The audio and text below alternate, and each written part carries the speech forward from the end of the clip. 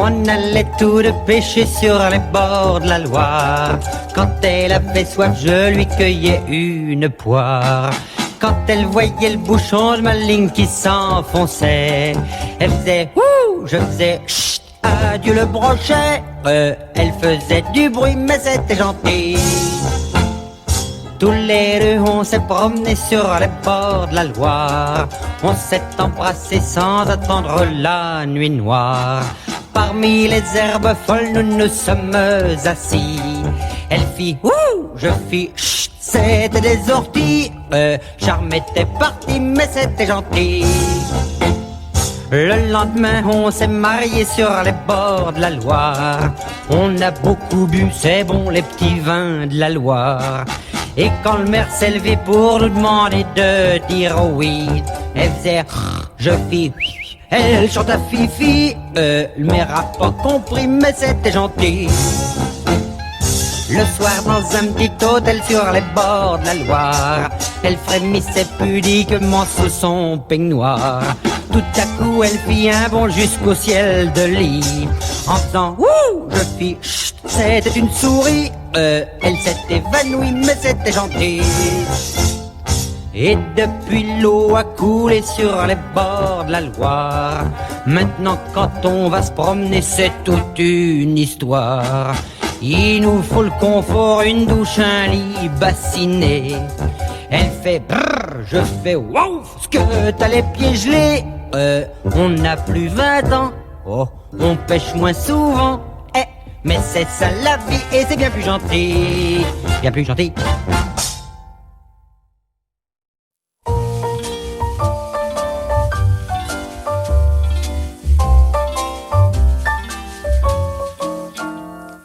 C'était en hiver et déjà tombait la nuit. Quand elle arriva, je lisais Paul Géraldi. Elle me dit bonjour en soulevant sa voilette et sur son nez fit voltiger sa houppette. Adorable sous les plumes de son chapeau, elle frissonnait sous un manteau d'Oslo. Je me penchais pour baiser sa main opaline, mais lorsque mes lèvres se firent plus câlines, en soupirant elle murmura d'une voix lasse: oh, n'insistez pas Stanislas. Je la fis asseoir sur mon beau divan chinois, tout contre moi. Sa peau de satin, copain, copain. Elle avait gardé ses plumes et son chapeau, mais déboutonné le manteau d'Oslo. Mes yeux plongeaient dans ses yeux couleur d'ambre gris. Elle protesta: je suis affreuse aujourd'hui. Oh non, quelle audace, non, n'insistez pas Stanislas. D'une voix douce, elle me fit une proposition: faisons, voulez-vous, une partie de mahjong? Mais bientôt mon vieux coucou sonna 4 fois. Effarouchée, elle quitta le divan chinois. Elle remit en ordre ses plumes et son chapeau et reboutonna le manteau d'Oslo. En la suppliant, je la repris par la taille. Elle se dégagea en me disant bye bye. Seul comme un idiot, je me suis vu dans la glace. N'insiste pas Stanislas, oh non, n'insiste plus Stanislas.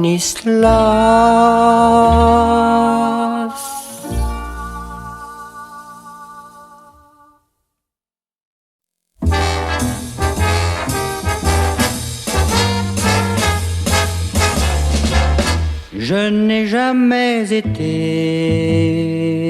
dans le scénic railway. Mes 2 mains s'accrochent tout au fond de mes poches, recherchant vainement quelques pièces d'argent. Pour 4 sous, Seulement je pourrais m'envoler dans un petit chariot blanc. J'entends les gens crier. Si j'étais tout là-haut, ça me ferait rigoler. Regarde un peu la petite rousse, celle qui descend tout là-bas. Elle est toute pâle de frousse. Oh, dites donc si j'étais là. Je n'ai jamais été dans le Scénic Railway. Et c'est pas demain la veille que je verrai le soleil d'un peu plus près. Et moi le soir dans mon lit je m'endors. Et dans la nuit je vois un chariot tout en or sur l'épaule du vent qui m'emporte en rêvant.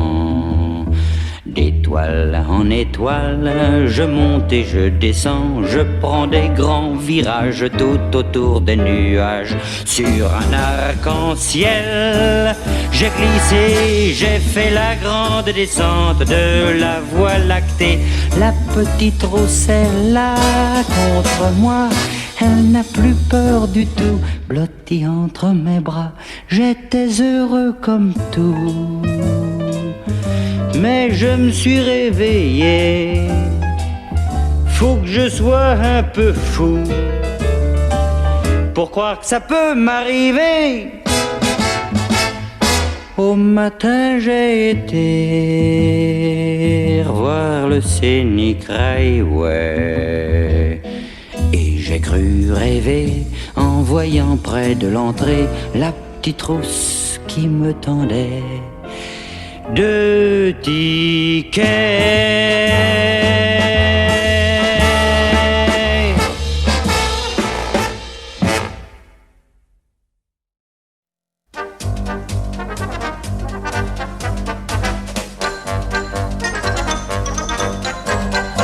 Nicolas est invité au château de la Tour Penchée, sa petite valise à la main. Il arrive devant le gardien, mais juste au moment de sonner, comme il sent dans ses petits souliers, de sa poche il tire un gros livre. C'est le manuel du savoir-vivre. Répétons. Un jeune homme en société ne doit pas se précipiter au cou de la marquise en criant j'ai faim ou donc quel pâté de lapin. Ne partirait ses souliers en réclamant un bain de pied, ni pincer la bonne en lui expliquant que ça fait circuler le sang. Quand la maîtresse de maison vous fait entrer dans le salon, les mains des dames il faut baiser sans les tordre ni les mouiller, et ne pas dire au vicaire en lui fermant son bréviaire lisez donc plutôt dans la série noire, il y a la strychnine dans le ciboire. La cloche vient de sonner, à table pour le souper. Les robes du soir, les faux cols prennent place devant les Bristol. Quand le valet ganté de blanc apporte la soupière d'argent, Nicolas pense avec émoi, ne mettons pas les pieds dans le plat. Répétons. Un jeune homme en société, à table doit éviter de se mettre sur la tête la cloche à fromage pour amuser l'entourage. Ne pas dire à sa voisine, en se léchant les babines, madame, échangeons, prenez mon pilon, moi je préfère le croupion. Ne frappez pas à coups de cuillère le dos charnu de la douairière en lui disant je ne croyais pas que les moustiques aimaient les corps gras, et ne versez pas de flûte glaciale sur la chaise du général. En vous esclaffant, il faisait bien plus chaud à la bataille de Waterloo. Comme la fille du marquis est un excellent parti, Nicolas l'emmène promener à l'écart des invités. Assis à l'ombre d'un platane, avant de lui déclarer sa flamme, il repense à son manuel, le chapitre des pucelles. Répétons. Un jeune homme en société, sur le point de se déclarer, doit garder ses gants afin de prouver la pureté de ses sentiments. Si la belle grimpe à l'échelle pour cueillir des mirabelles, ne lui faites pas sur sa jambe ronde la petite bête qui monte, qui monte. Ne dites pas vivement qu'on se marie, le mariage aux filles donne de l'esprit. N'ajoutez pas, si elle consent, la sauce fera passer le merlan. Et le soir de votre mariage, sachez lire entre les pages, nous ne pouvons pas, c'est trop délicat, vous donner le mode d'emploi. Mais en toutes circonstances, le respect des convenances apporte toujours dans tous les foyers le bonheur et la santé.